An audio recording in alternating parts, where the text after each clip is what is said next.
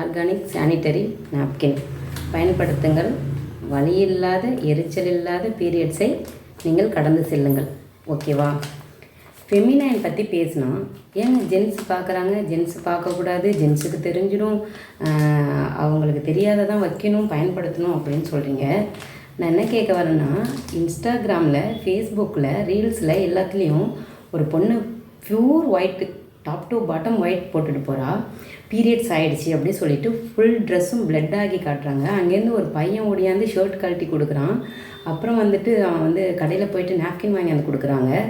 இப்படிலாம் போடக்குள்ள அதுக்கு லைக் போடுறீங்க, கமெண்ட் போடுறீங்க, உலகம் வாழுதுன்னு போடுறீங்க, மனிதநேயம் வாழுதுன்னு போடுறீங்க.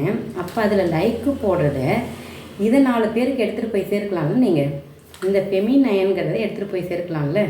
நல்ல விஷயம் தானே இது? ஒன்றும் தப்பான விஷயம் இல்லையே. ஃபெமினைனும் நாப்கினும் மறைக்கப்பட வேண்டிய விஷயமே கிடையாது. புரியுதுங்களா? அதனால் ஃபெமினைன் பயன்படுத்துங்க. இதில் உள்ள விழிப்புணர்வை வந்து அனைவருக்கும் எடுத்துகிட்டு போங்க. நம்ம மாதவிடாயும் நம்ம பயன்படுத்தக்கூடிய நாப்கினும் மறைக்கப்பட வேண்டிய விஷயமும் கிடையாது. அதோட கூச்சப்பட வெக்கப்பட வேண்டிய விஷயமும் கிடையாது. பெருமையாக கடந்து செல்வோம் ஃபெமினைனுடன். தேங்க்யூ.